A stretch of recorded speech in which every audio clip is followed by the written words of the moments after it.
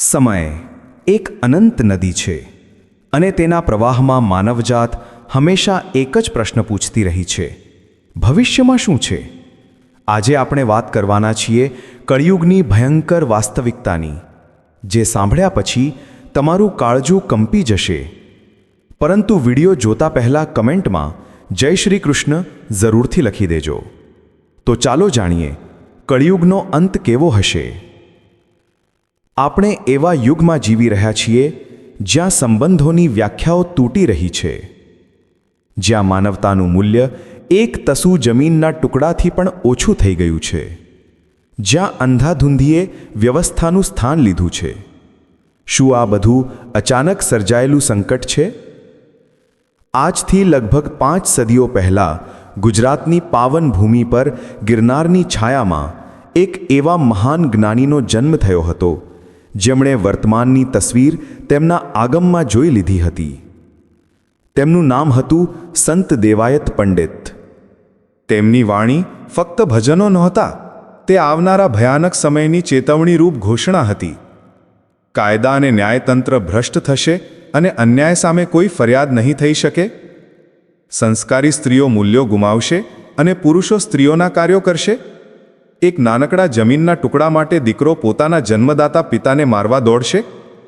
મિત્રો, આ માત્ર કવિતા નથી, આ કળિયુગની 7 ડરામણી વાસ્તવિકતાઓ છે જે હવે આપણી આંખો સામે ઉભરી રહી છે.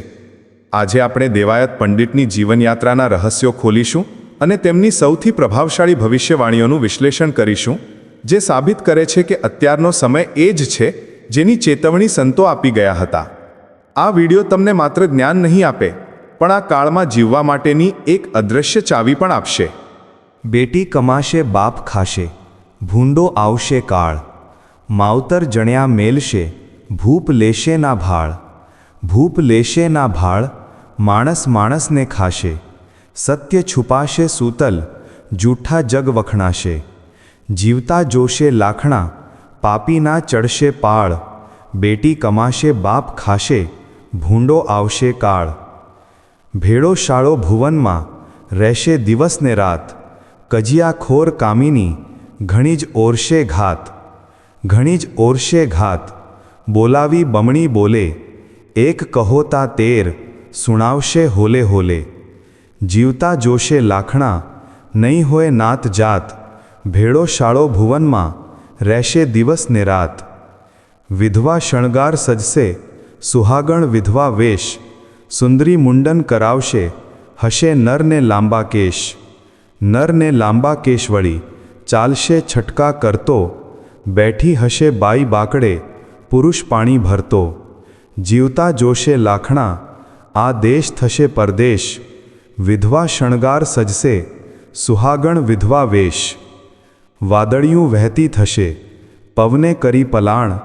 ધરતી રહેશે તરસતી, નદીયું સુકાશે નવાણ. નદીયું સુકાશે નવાણ, ખોરા સૌ ધાન જ ખાશે. મહેલો થાશે મસાણ, ત્યાં રમશે ચૂડેલું રાસે. જીવતા જોશે લાખણા, ભૂખરા ઉગશે ભાણ.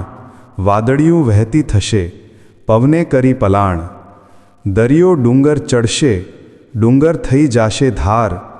જંગલ જંગલ નહીં રહે, વસ્તીનો થશે વિસ્તાર. વસ્તીનો થશે વિસ્તાર, વંચર નગર વસશે. તસુ ધરાને કાજ, બેટા બાપને મારવા ધસશે. જીવતા જોશે લાખણા, ભાઈ ભાઈનો ખાર. દરિયો ડુંગર ચડશે, ડુંગર થઈ જાશે ધાર.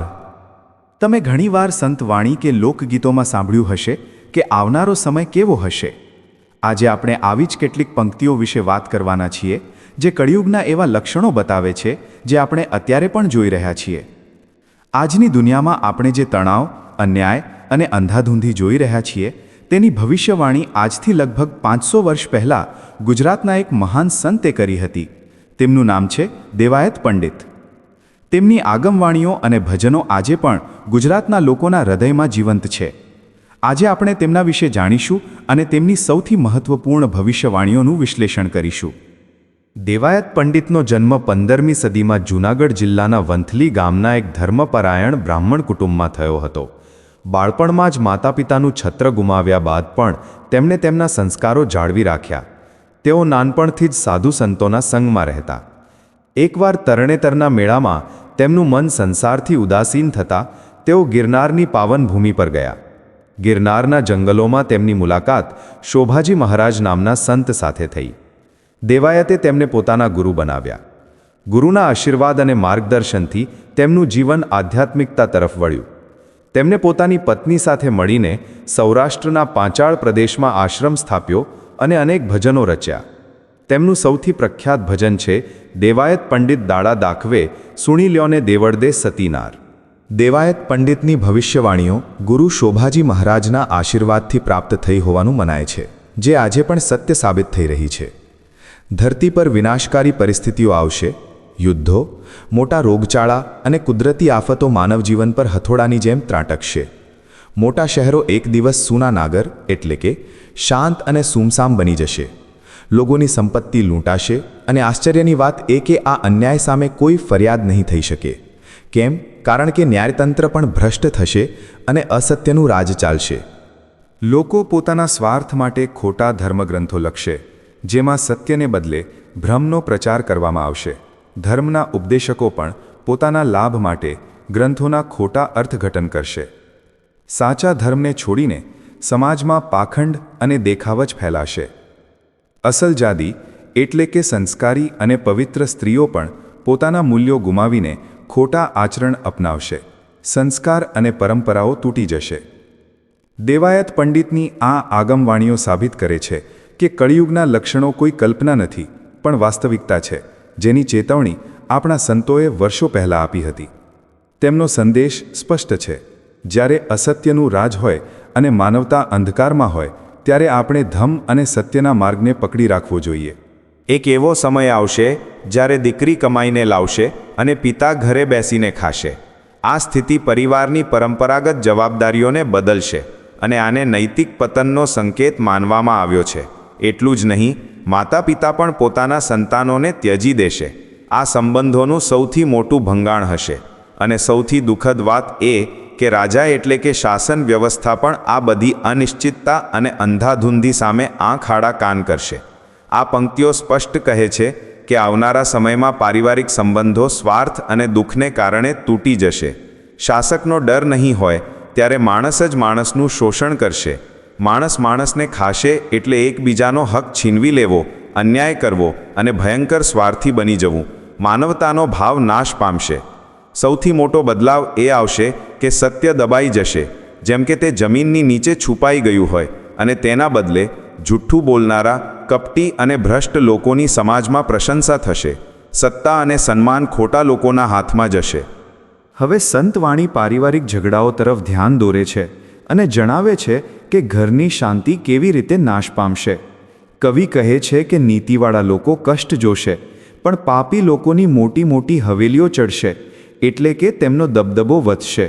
પછી ઘરમાં શાંતિ નહીં રહે, કારણ કે ઘરમાં સાળો દિવસ રાત કાયમ માટે રહેશે, જે કલહનું કારણ બનશે અને ઘરના માળખાને તોડી પાડશે. અને પત્ની પણ ઝઘડાખોર સ્વભાવની બનશે, જે ઘરમાં ખૂબ તકલીફ ઊભી કરશે. આગળ સ્ત્રીનું વર્તન કેવું હશે તે વિશે કવિ સ્પષ્ટ કહે છે. જો કોઈ તેને એક વાત કહેશે તો તે સામે બમણું સંભળાવશે, એટલે કે આદર અને વિનયનો અભાવ હશે.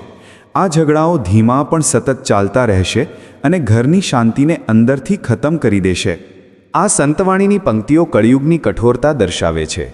આ ભવિષ્યવાણી આપણને ચેતવણી આપે છે કે જ્યારે સંબંધો તૂટશે, શાસન વ્યવસ્થા બેદરકાર થશે અને સત્યનો અનાદર થશે, ત્યારે જીવન દુઃખમય બની જશે. આ લોકસાહિત્યનો સંદેશ માત્ર ભવિષ્યવાણી નથી, પણ એ શીખ છે કે ખરાબ સમયમાં પણ આપણે ધર્મ અને નીતિને પકડી રાખવી જોઈએ. સંતો અને મહાત્માઓએ હજારો વર્ષો પહેલાં જ ભવિષ્યમાં આવનારા સમયની ઝલક જોઈ લીધી હતી.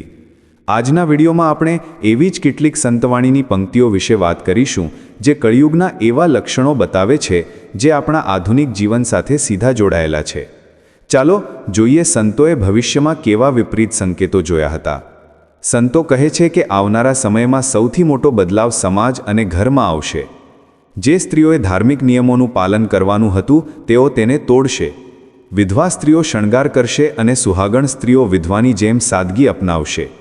ફેશનના નામે સ્ત્રીઓ વાળ કપાવશે અને પુરુષો લાંબા વાળ રાખીને ઠાઠથી ફરશે. લિંગની ભૂમિકાઓ સંપૂર્ણપણે બદલાઈ જશે. જે ઘરનું કામ સ્ત્રીઓનું ગણાતું હતું તે પુરુષો કરશે. સ્ત્રીઓ આરામથી બેઠી હશે અને પુરુષો પાણી ભરતા કે ઘરના કામ કરતા જોવા મળશે. સંતોએ આ પરંપરાગત વ્યવસ્થાના ભંગાણને આવનારા ખરાબ કાળનો સંકેત માન્યો હતો. માનવ જીવનની આ ઉથલપાથલની સાથે સંતોએ પ્રકૃતિમાં થનારા મોટા ફેરફારોની પણ વાત કરી છે. આકાશમાં વાદળો તો હશે, પણ તે પવન સાથે એટલી ઝડપથી પસાર થઈ જશે કે વરસાદ નહીં પડે. ધરતી તરસતી રહેશે અને નદીઓ સુકાઈ જશે. આ અનિયમિત વરસાદ અને દુષ્કાળનો સંકેત છે. દરિયાનું પાણી વધીને ડુંગર સુધી પહોંચશે. જ્યારે જંગલો કાપી નાખવામાં આવશે અને વધતી વસ્તીને કારણે જંગલ નહીં રહે.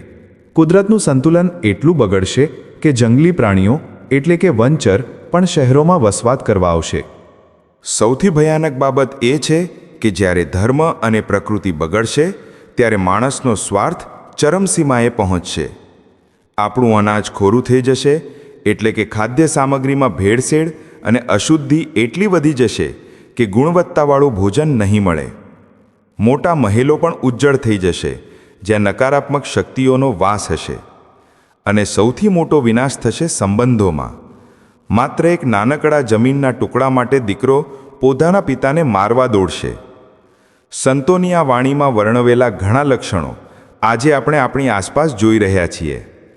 આ પંક્તિઓ આપણને ડરાવવા માટે નથી, પણ આપણને જાગૃત કરવા માટે છે. આ કાળમાં ધર્મ, નીતિમત્તા અને માનવતાનું પાલન કરવું કેટલું જરૂરી છે તે આ સંતવાણીનો અંતિમ સંદેશ છે.